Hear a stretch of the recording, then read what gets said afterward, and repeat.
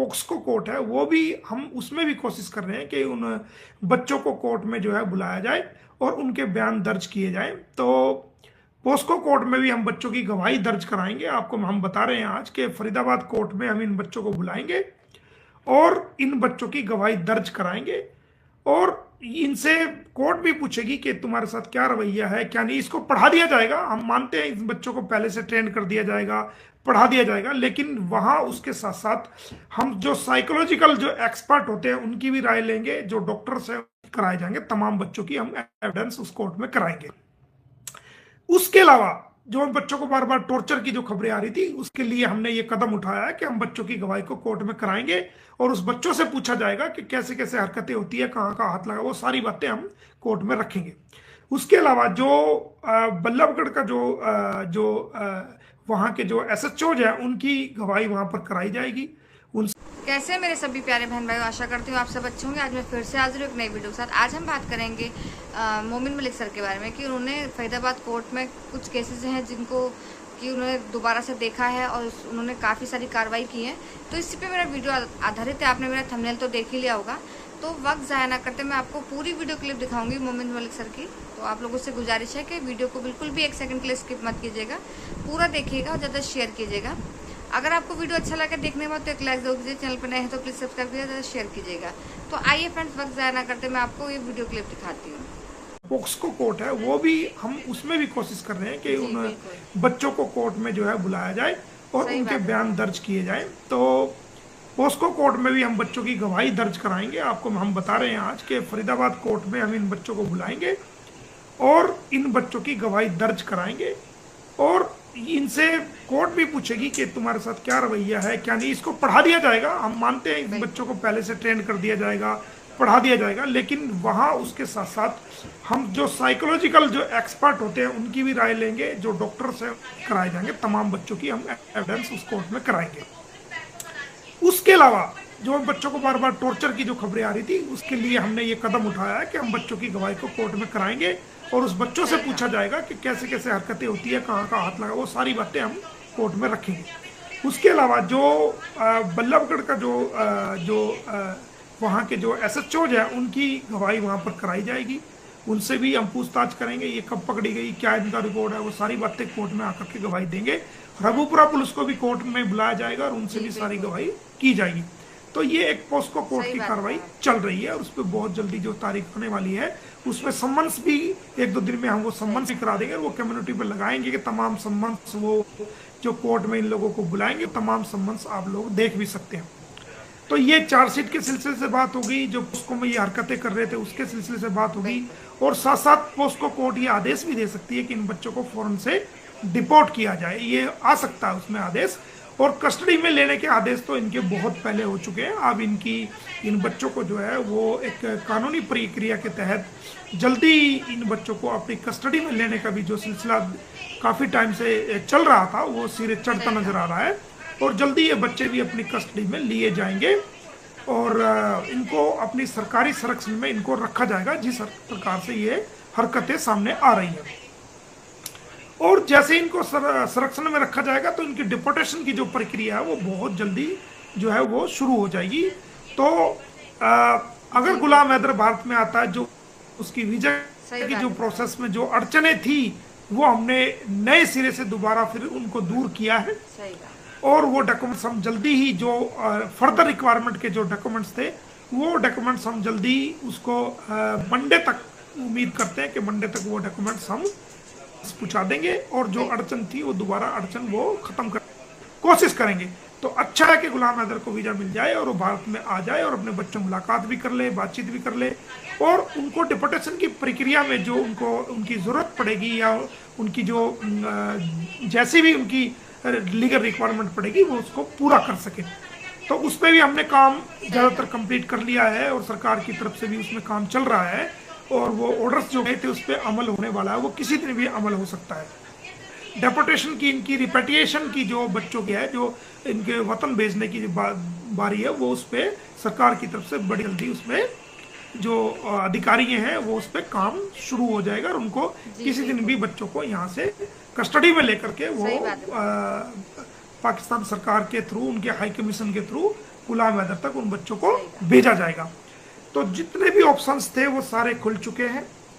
गुलाम हैदर के जो 4 बच्चे हैं वो भारत में नाजायज़ तरीके से ट्रैफिकिंग करके भारत में लाए गए हैं, और उसके लिए जितने दूसरे जिम्मेदार हैं उससे ज़्यादा उन बच्चों की माँ सीमा हैदर जिम्मेदार है।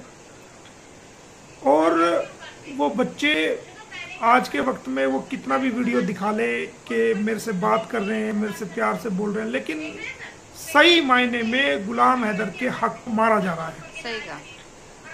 जिस बाप की वो औलाद है उस औलाद के हक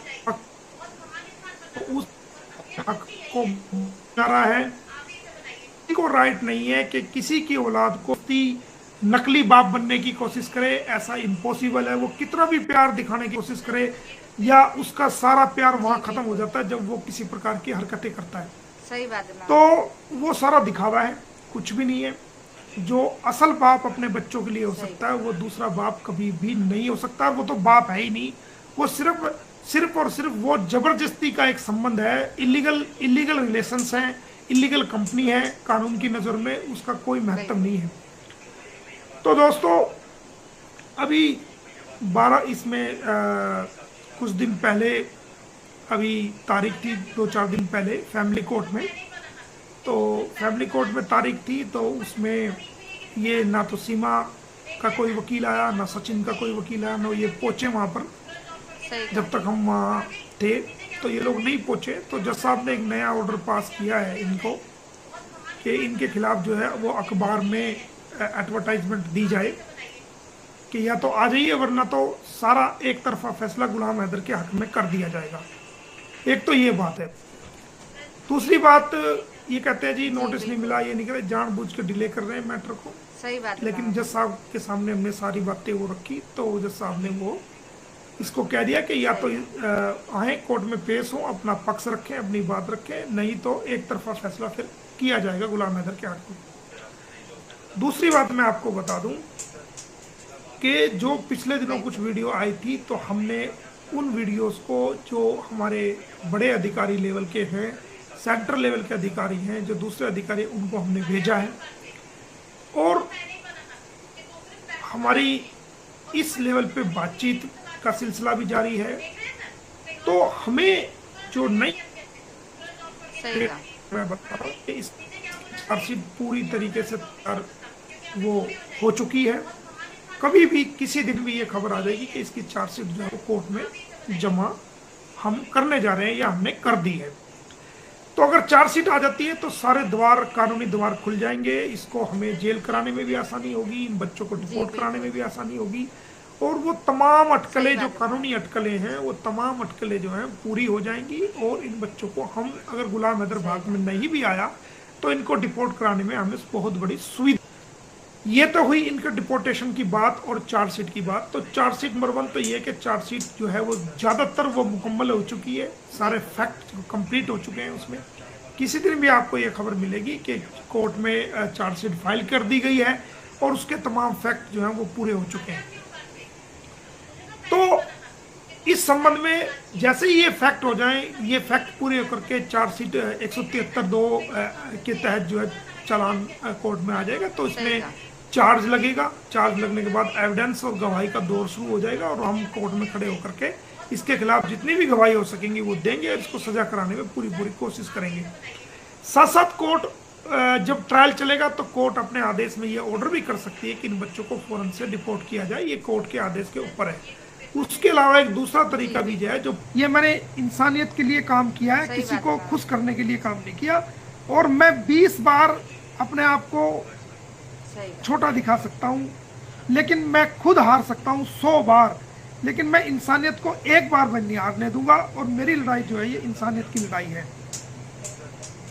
तो कोई मुझे कुछ कहे, सवाल दागे, जिनको राइट भी नहीं है, जिनको राइट नहीं मेरे पे चिल्लाने का, जिनको राइट नहीं मेरे से सवाल करने का, वो लोग भी अपनी चादर से बाहर निकलने की कोशिश कर रहे हैं। उनको राइट नहीं है। राइट उस व्यक्ति को होता है जो खासकर एक वकील से, जो उस वकील को हायर करता है या उस वकील को एंगेज करता है, उसके प्रति रिस्पॉन्सिबिलिटी होती है सवाल जवाब की। ये तो मेरी मर्जी है, मैं किसी को सवाल का जवाब दूं या ना दूं, लेकिन फिर भी क्योंकि इंसानियत का खोज है, मैं सबको सवाल के जवाब देता हूं और सारी अपडेट देता हूं ताकि तुम लोग गुमराही का शिकार ना हो, तुम लोगों को कोई व्यक्ति गुमराह ना कर सके, झूठ को ना फैलाया जा सके, सच्चाई का सबको पता चल सके, असलियत और इंसानियत का सबको पता चल सके। सही बात उसका है। यही कारण है।